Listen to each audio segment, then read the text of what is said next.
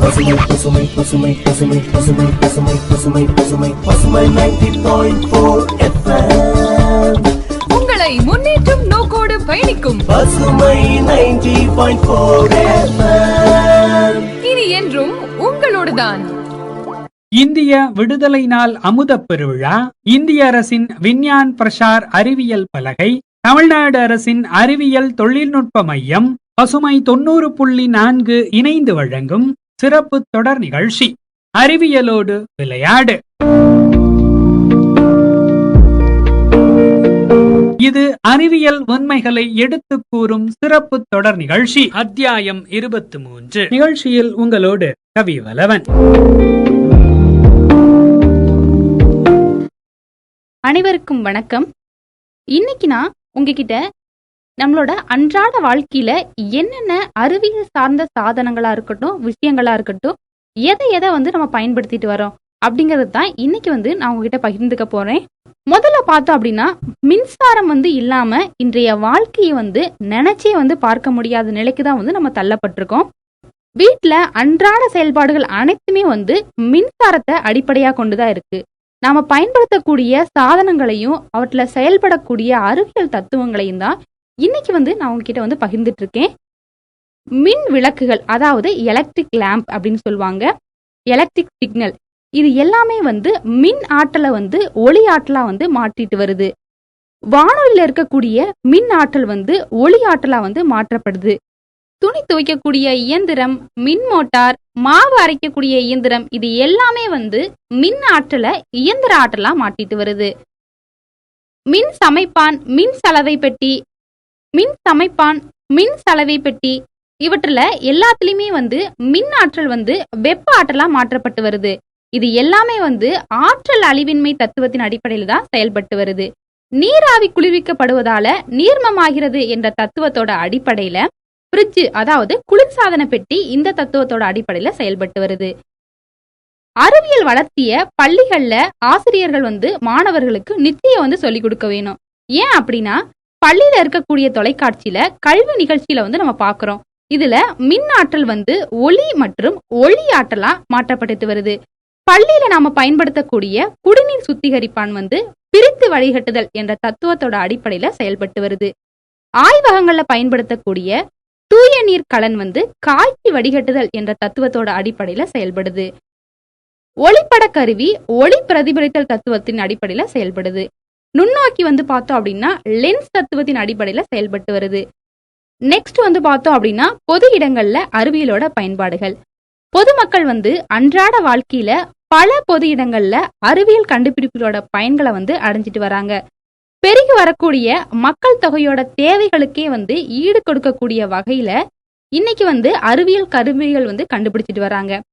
டிராக்டர்கள், மிதிவண்டிகள், இவை எல்லாமே எந்திரத்தோட தத்துவத்தின் அடிப்படையில செயல்பட்டு வருது. லாரி, ட்ரக்குகள், பெரிய பொருட்களை ஏற்றி செல்லக்கூடிய எல்லாமே சாய்தளத்தோட தத்துவத்தின் அடிப்படையில செயல்பட்டு வருது. கத்திரிக்கோல், இடுக்கி, பாக்கு வெட்டி, திறப்பான் போன்றவை எல்லாமே நெம்புகோல் தத்துவத்தின் அடிப்படையில செயல்பட்டு வருது. அடுத்த பார்த்தோம் அப்படின்னா மின் தூக்கி, பழுத்தூக்கி போன்றவை எல்லாமே கப்பையின் தத்துவத்தின் அடிப்படையில செயல்பட்டு வருது. செய்தி தொடர்பு துறையில ரேடார், சோனார், இவை எல்லாமே தத்துவங்களோட அடிப்படையில தான் செயல்பட்டு வருது. இது மாதிரி பல்வேறு துறைகள்ல பல்வேறு நவீன அறிவியல் கண்டுபிடிப்புகள் மனிதனால இன்னுமே பயன்படுத்தப்பட்டு வருகிறது. எடுத்துக்காட்டுக்கு பார்த்தோம் அப்படின்னா, வணிக வளாகங்கள், பேருந்து, ரயில், விமான நிலையங்கள், சந்தைகள், இவற்றுல எல்லா இடங்கள்லயுமே அறிவியலோட பயன்பாடுகள் மிக மிக முக்கியமானதாவே இருந்துட்டு வருது. அறிவியல் இன்னைக்கு ஒரு பெரும் வளர்ச்சியை தொற்றுக்கு அப்படின்னே சொல்லலாம். மனிதனோட ஒவ்வொரு செயல்பாடுகள்லயுமே ஆழமான அறிவியல் பொதிக்கப்பட்டிருக்கு. மனிதனோட அன்றாட வாழ்க்கையில ஏராளமான செயல்பாடுகள் எல்லாமே அறிவியலை சார்ந்தேதான் இயங்கிட்டு இருக்கு. மனிதன் தன்னோட வாழ்நாள் முழுவதும் இயங்கி கொண்டேதான் இருப்பாங்க. நம்மளோட அன்றாட வாழ்வுல பல அறிவியல் உண்மைகள் காணப்பட்டு வருது. மனிதன் அன்றாட மாற்றக்கூடிய தொழில்கள் என்ன, அவை ஏன் இடம்பெறுகின்றன, இவை ஏன் தவிர்க்க முடியாத செயல்பாடுகள் அப்படின்னு விஞ்ஞானிகள் கண்டுபிடிச்சிருக்காங்க. மனிதன் சுவாசிக்கிறான் அப்படின்னா மனிதன் வந்து சுவாசிப்பதன் மூலம்தான் வந்து உடல் வந்து இயங்கிட்டு வருது. இரத்த சுற்றோட்டமே வந்து இடம் பெறுகிறது. உடலோட எல்லா பகுதிகளுக்குமே வந்து இரத்தம் வந்து கொண்டு செல்லப்படுது. மனிதனோட உடல் வந்து ஒரு அறிவியல் அத்தியாவசியம் அப்படின்னே சொல்லலாம். மனிதனுக்கு வந்து பசிக்குது அப்படின்னா உணவு வந்து அவங்க எடுத்துக்கிட்டா மட்டும்தான் உடலுக்கு தேவையான சக்தி வந்து அவங்களுக்கு கிடைக்குது. இதனால்தான் வந்து அவங்களோட உடல் உறுப்புகளுமே வந்து இயங்கிட்டு வருது. உடலோட நீர் மூலமே வந்து களங்கள் இயங்கி வந்து கொண்டிருக்கு. இதனாலதான் வந்து தாகங்கள் வந்து நமக்கு எடுக்குது. மனிதனோட உடல் வந்து தொடர்ச்சியா வந்து இயங்க முடியல, களைப்பா இருக்கு அப்படின்னா அவங்க தூக்க நேரத்தை வந்து அதிகப்படுத்தணும். மனிதனோட உடல் இயக்கம் வந்து சுழற்சிக்கேற்ப வந்து தனக்கு தானே வந்து இசைவாக்கிட்டு தன்னை தானே வந்து பாதுகாத்து கொள்ளுது. அது மட்டும் கிடையாது, நோய்களின் போது வந்து எதிர்ப்பு சக்தியை தனக்கு தானே வந்து உருவாக்கி கொள்ளுது. மனிதன் வந்து உணவு வந்து சமைத்துதான் வந்து சாப்பிட்டு இருக்கோம். அதற்கு வந்து நெருப்பை வந்து பயன்படுத்துறோம். ஏன் அப்படின்னா பச்சையா சாப்பிடலாமே, ஏன் வந்து நம்ம வந்து சமைச்சு சாப்பிட்றோம் அப்படின்னா நம்ம வந்து ஒரு உணவு வந்து சூடாக்கும் போது அதுல இருக்கக்கூடிய கிருமிகள் எல்லாமே வந்து அழிஞ்சு போயிருது. அதனாலதான் வந்து நம்ம வந்து எல்லா உணவுமே சமைச்சு சாப்பிட்றோம். அறிவியலால் ஆகாதது எதுவுமே இல்ல, அதன் வளர்ச்சிதானே மனித குலத்தின் ஆற்றலின் எல்ல. அறிவியலால் ஆகாதது எதுவுமே இல்ல, அதன் வளர்ச்சிதானே மனித குலத்தின் ஆற்றலின் எல்ல. நொடிக்கு நொடி அறிவியலின் புதிய முயற்சியால், நொடிக்கு நொடி அறிவியலின் புதிய முயற்சியால் மனிதன் சிரித்திடவே புதிய விடியல் நம்ம பூமியில். மனிதன் சிரித்திடவே புதிய விடியல் நம்ம பூமியில். அறிவியலால் ஆகாதது எதுவுமே இல்ல, அதன் வளர்ச்சிதானே மனித குலத்தின் ஆற்றலின் அல்ல. கைபேசி தொலைபேசி அறிவியல் தாங்க, காணும் தொலைக்காட்சி நிகழ்வுகளும் அறிவியல் தாங்க. கைபேசி தொலைபேசி அறிவியல் தாங்க, காணும் தொலைக்காட்சி நிகழ்வுகளும் அறிவியல் தாங்க. இன்டர்நெட் இமெயிலும் அறிவியல் தாங்க, இன்டர்நெட் இமெயிலும் அறிவியல் தாங்க. இனிய பயணம் தரும் வாகனமும் அறிவியல் தாங்க, இனிய பயணம் தரும் வாகனமும் அறிவியல் தாங்க. அறிவியலால் ஆகாதது எதுவுமே இல்ல, அதன் வளர்ச்சிதானே மனித குலத்தின் ஆற்றலின் எல்ல. மொழிபெயர்க்கும் இயந்திரமும் அறிவியல் தாங்க, நம் விழிகாட்டும் மருத்துவமும் அறிவியல் தாங்க. மொழிபெயர்க்கும் இயந்திரமும் அறிவியல் தாங்க, நம் விழிகாக்கும் மருத்துவமும் அறிவியல் தாங்க. சுற்றும் பூமி நிகழ்வை உணர செய்திடும் நம்மை, சுற்றும் பூமி நிகழ்வை உணர செய்திடும் நம்மை சூரிய சக்தியினால் பயனை தரும் அறிவியல் தாங்க, சூரிய சக்தியினால் பயனை தரும் அறிவியல் தாங்க. அறிவியலால் ஆகாதது எதுவுமே இல்ல, அதன் வளர்ச்சிதானே மனித குலத்தின் ஆற்றலின் எல்ல. ஏசி முதல் இயந்திரங்கள் இயங்க செய்திடும், நம் எல்லோருக்கும் சிறந்த வாழ்வை நாளும் கொடுத்திடும். ஏசி முதல் இயந்திரங்கள் இயங்க செய்திடும், நம் எல்லோருக்கும் சிறந்த வாழ்வை நாளும் கொடுத்திடும். வானவெளியில் வர்ணமிகு ஜாலங்காட்டுங்க, வானவெளியில் வர்ணமிகு ஜாலங்காட்டுங்க. பசுமை வானொலியின் நிகழ்ச்சியினை கேட்டு மகிழுங்க, பசுமை வானொலியின் நிகழ்ச்சியினை கேட்டு மகிழுங்க. தினமும் கேட்டு மகிழுங்க, நீங்க கேட்டு மகிழுங்க. பாடல் கலைமாமணி ஆ பழனியா பிள்ளை அவர்கள் பாடியவர் கண்டன்விலை திரு இ ராஜேந்திரன் அவர்கள். அது மட்டும் கிடையாது, இயற்கை சக்திகள்ல இருந்து நம்மளை வந்து பாதுகாத்து கொள்றதுக்காக ஒரு பாதுகாப்பான வாழ்விடங்கள்லயுமே வந்து அமைச்சுக்கிறோம். அன்றாட வாழ்வுல நமக்கு தேவையான பிரச்சனைகளுக்கும் தீர்வு காணவும் வந்து அறிவியல் வந்து உதவிட்டு வருது. அறிவியல் வளர்ச்சியும் சரி, வேலையை வந்து சுலபமாக்கலும் சரி, தனது அறிவியல் வளர்ச்சியால இன்னைக்கு ஒரு பெரிய சாதனையை வந்து ஒரு மனிதன் வந்து படைச்சிட்டு வர்றாங்க. ஏன் இப்படி சொல்றேன் அப்படின்னா, ஒரு சாத்தியமாகாத ஒரு விஷயத்த கூட எளிதா வந்து அறிவியல் தொழில்நுட்பத்தால செஞ்சுறாங்க. இந்த அறிவியல் வளர்ச்சி வந்து மனிதனோட தேவைகளை வந்து எளிதா வந்து பூர்த்தி செஞ்சிருது. மனிதனோட உழைப்பை வந்து ரொம்பவுமே வந்து வெகுவா குறைச்சிருது. முன்பெல்லாம் வந்து பார்த்தோம் அப்படின்னா கஷ்டப்பட்டு நம்ம உடல் உழைப்பை வந்து வெளிப்படுத்துவோம். இன்னைக்கெல்லாம் பார்த்தோம் அப்படின்னா இலகுவா வந்து அந்த வேலைகளை வந்து செஞ்சு முடிச்சிடுறாங்க. நீண்ட தூரம் வந்து நடக்கணும் அப்படின்னா காலையே தான் வந்து நடந்து போவாங்க. இப்பெல்லாம் வந்து நடக்கிறதே கிடையாது. மனிதன் வந்து இன்று காரு, பஸ், ராலி எத்தனையோ வந்துருச்சு. விமானம், வானத்துல பறக்கக்கூடிய எல்லாமே வந்து அறிவியல் சார்ந்த ஒன்றாதான் வந்து இருந்துட்டு வருது. முன்பெல்லாம் வந்து பார்த்தோம் அப்படின்னா கஷ்டப்பட்டு கிணத்துல வந்து நீர் இறைச்சா வந்து மனுஷங்க தான் வந்து நீர் இறைப்பாங்க. கிணத்துல இருந்து தண்ணி வந்து வாய்க்கால விடுவாங்க. ஆனா இப்பெல்லாம் வந்து பார்த்தோம் அப்படின்னா நீர் பம்புகள் வந்து வந்துருச்சு. இதுல இருந்து மனுஷங்க வந்து ஈஸியா வந்து சுவிட்ச் போட்டாங்க அப்படின்னா வந்து தண்ணி வந்து ஈஸியா வந்து காட்டுக்கு போயிருது. இதனால மனுஷனுக்கு வந்து எந்த உழைப்புகளுமே வந்து இருக்கிறது இல்ல. மனிதனுக்கு வந்து இது எளிது அப்படின்னாலும் இதனால மனிதர்கள் எல்லாருமே வந்து சோம்பேறித்தனம் வந்து ஆயிடுறாங்க. முன்பெல்லாம் வந்து பார்த்தோம் அப்படின்னா ஒரு காட்டை வந்து உழுகணும், உழவோட்டணும் அப்படின்னா மாட்டுல வந்து கலப்பை கட்டி ஏறு கட்டி தான் வந்து காட்டை வந்து காளை மாட்டால வந்து உழுவாங்க. ஆனா இப்பெல்லாம் வந்து பார்த்தோம் அப்படின்னா நம்ம பணம் கொடுத்தா அப்படின்னா டிராக்டரி வந்து காட்டுல வந்து உழுது விட்டு போயிடுறாங்க. இதனால மனிதனோட வேலை வந்து எளிதாயிருது. இருந்தாலும் வந்து மனிதன் வந்து சோம்பேறித்தனம் வந்து அடைஞ்சிடறாங்க. இது மட்டும் கிடையாது. அறிவியல் தொழில்நுட்பம் நம்ம பயன்படுத்தக்கூடிய மொபைல் ஃபோனால ரொம்ப பேருக்கு வந்து நிறைய பாதிப்புகள் வந்து ஏற்படுது. அந்த ஃபோனை வந்து நம்ம பார்த்துட்டே இருக்கறனால கண்களில் வந்து நிறைய குறைபாடுகள் ஏற்படுது. ஸ்கூல் ஸ்டூடெண்ட்ஸ் எல்லாம் வந்து இது வந்து பயன்படுத்திட்டு இருக்காங்க. அதனால அவங்களுக்கு படிப்புல வந்து ஆர்வம் இல்லாம போகுது. பயன்படுத்தலாம் அறிவியல் கண்டுபிடிப்புகள்ல, அதுல நம்ம வந்து நல்ல விஷயத்துக்கு மட்டும்தான் பயன்படுத்தணும். அடுத்து வந்து பார்த்தோம் அப்படின்னா பொறியியல் துறையில கட்டிடங்கள் வந்து இன்னைக்கும் வானத்தை தொடக்கூடிய அளவுக்கு அறிவியல் தொழில்நுட்பம் வந்து வளர்ந்துட்டு வருது.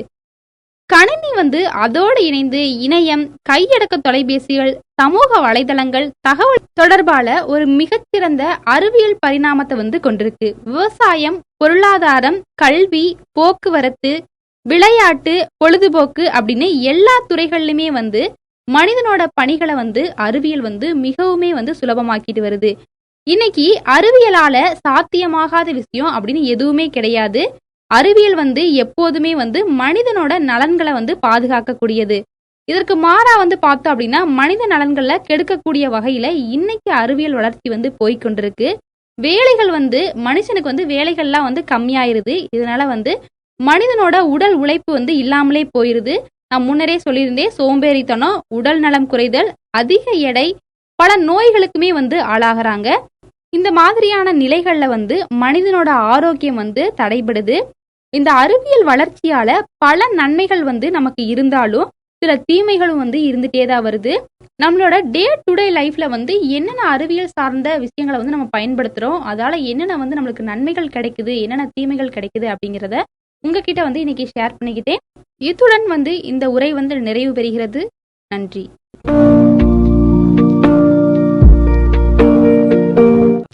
வணக்கம், என் பேர் கு தமிழ்ச்செல்வி. நான் திரவியம் கலை மற்றும் அறிவியல் மகளிர் கல்லூரியிலிருந்து வரேன். 2ஆம் ஆண்டு தமிழ் துறை படிக்கிறேன். இன்னைக்கு நான் என்ன பத்தி பேச வரேன்னா, இன்றைய சூழலில் அறிவியல் வளர்ச்சியில் ஏற்படும் பாதிப்புகள். தொழில்நுட்பத்துல பல வகையான நன்மைகள் இருக்கட்டும், அது இருந்தாலும் பாதிப்புகள் ஒரு பக்கம் இருந்துட்டு தான் இருக்கு. அது மனிதர்களுக்கு உடல் அளவிலும் மனதளவிலும் பல தாக்குதலையும் ஏற்படுத்துகிறது. அதற்கு தொழில்நுட்பம் முற்றிலும் ஒதுக்கணும்னு அவசியம் இல்லை, அளவோடு பயன்படுத்தணும். அந்த காலத்துல பாட்டிங்களா என்ன சொல்லியிருக்காங்க, அளவுக்கு மீறினால் அமிர்தமும் நஞ்சு. அது போல எல்லாத்தையும் அளவோடு பயன்படுத்தினா நம்மளுக்கு நன்மை இருக்கும். இப்போ நம்ம பஸ்லயே டிராவல் பண்றோம்னு வச்சுக்கோங்க, அப்போ பக்கத்துல யார் உட்காந்துருக்கான்னு கூட தெரியாத அளவுக்கு எல்லாரும் போன் யூஸ் பண்ணிட்டு வராங்க. ஹெட்போன் போட்டுக்கிட்டு பாட்டு கேட்டுக்கிட்டு பக்கத்துல யாரு இருக்கான்னு கூட தெரியாம ஒரு கம்யூனிகேஷனே இல்லாத வேர்ல்டா மாறிக்கிட்டு இருக்கு. யாரும் யார் கூடயும் பேசுறது இல்ல, எந்த ஒரு இதுவும் இல்ல. அதே மாதிரி நிறைய தூக்கங்கள் இல்லாம போயிடுச்சு. போன் யூஸ் பண்ணிக்கிட்டு 12 மணி 1 மணி அளவுக்கு யூஸ் பண்ணிட்டு லேட்டா தான் தூங்குறாங்க. தூங்காதனால உடல்ல நிறைய பிரச்சனைகள் வருகிறது. மனிதர்களுக்கு பல வகையான மன அழுத்தங்களும் வருகிறது. அதுக்கப்புறம் சின்ன குழந்தைங்க கூட போன் யூஸ் பண்றதுக்கு பழகிட்டாங்க. அவங்க வந்து உட்கார்ந்த இடத்துல இருந்தே போனை யூஸ் பண்ணிக்கிட்டு வீடியோ கேம்லாம் விளையாண்டுக்கிட்டு வெளியே உலகம் என்னன்னு கூட தெரியாம வெளியே போய் விளையாடாம உடல் எடையெல்லாம் கூடிட்டு இருக்கு. அதே மாதிரி நம்ம வந்து மரங்கள்லாம் எல்லாம் நிறைய வளர்க்கணும். பிளாஸ்டிக் பொருட்களை தவிர்க்கணும். மின் சாதன பொருட்கள், தொழிற்சாலை கழிவுகள் போன்றவற்றை முறையா அப்புறப்படுத்தணும். நன்றி. வணக்கம், என் பேர் அர்ச்சனா. நான் வடுகப்பட்டியிலிருந்து வரேன். நான் செகண்ட் பிஏ இங்கிலீஷ் படிக்கிறேன். திரவியம் college arts and science for women's அங்கே படிக்கிறேன். கைலாசப்பட்டியில் இருக்குது. இப்போ நான் பேச போகிற டாபிக் ஜென்ரேஷனை பற்றி நான் பேச போகிறேன். First of all I am talk about generation. Now all gangsters are addicted to phone, TV, social media. We have to maintain our country with responsibility. In past, now not have phone, TV, only hearing FM. Those days are unforgettable to our parents' relatives. In digital world, we are waste lots of things. How to save our country? We have to recycle our products, things, etc.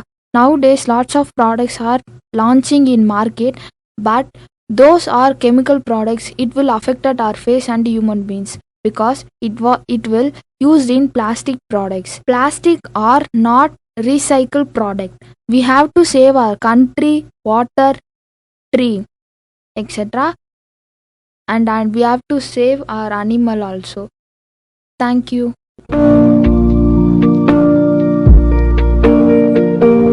வணக்கம் நேயர்களே, என் பேர் தாரணி. நான் திரவியம் காலேஜ்லேருந்து வந்திருக்கேன். எங்களை இன்டர்ன்ஷிப்புக்காக இங்கே FM பசுமை எஃப்எம்க்கு அனுப்பியிருக்காங்க.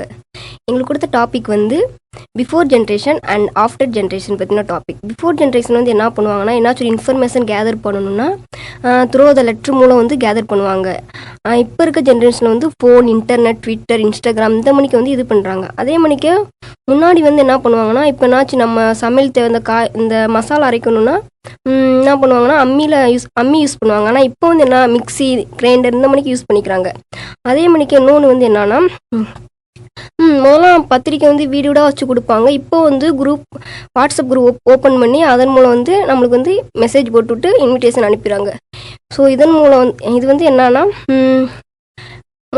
முன்ன எப்படின்னா முதலாம் மிக்சி கிடையாது. இப்போ மிக்சி இருக்குது. முதலாம் காத்தடிப்பில் நம்ம விசிறி வச்சு யூஸ் இப்போ ஏசிலாம் யூஸ் பண்ணுறாங்க. இதனால் என்ன ஆகுதுன்னா, காற்று மாசுபடுது, கால்நிலை மாற்றம் ஏற்படுது. அதனால் இயற்கைக்கும் தீங்கு விளைவிக்கிறது. நன்றி. அறிவியலோடு விளையாடு, அறிவியலோடு விளையாடு. ஆயிரம் ஆயிரம் அறிவியலு அன்றாடத்துல கொட்டி கிடக்கு. ஆயிரம் ஆயிரம் அறிவியலு அன்றாடத்துல கொட்டி கிடக்கு. ஆயிரம் ஆயிரம் அறிவியலு அன்றாடத்துல கொட்டி கிடக்கு. குக்கருல கும்மாலும் போடுவது அறிவியலு, இருட்டலும் ஒளியாக மின்னுவது அறிவியலு.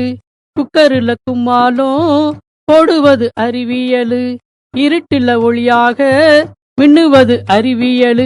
ஆயிரம் ஆயிரம் அறிவியலு அன்றாடத்தில கொட்டி கிடக்கு. ஆயிரம் ஆயிரம் அறிவியலு அன்றாடத்தில கொட்டி கிடக்கு.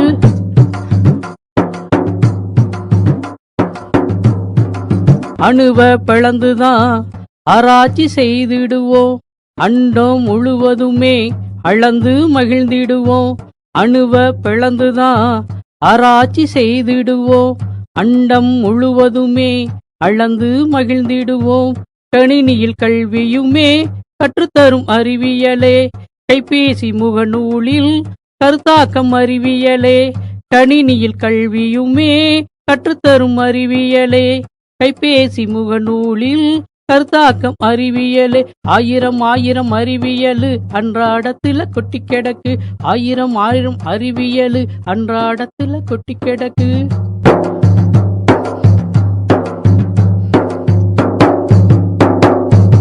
விவசாயம் செய்திடுவோம், விண்ணிலே பறந்திடுவோம். விவசாயம் செய்திடுவோம், விண்ணிலே பறந்திடுவோம். விளையாடுவோம் விளையாடுவோம், அறிவியலோடு விளையாடுவோம். விளையாடுவோம் விளையாடுவோம், அறிவியலோடு விளையாடுவோம். விண்ணிலே பறந்திடுவோம், விவசாயம் செய்திடுவோம். விவசாயம் செய்திடுவோம், விண்ணிலே பறந்திடுவோம். விளையாடுவோம் விளையாடுவோம், அறிவியலோடு விளையாடுவோம். ஆயிரம் ஆயிரம் அறிவியலு அன்றாடத்தில கொட்டி கிடக்கு.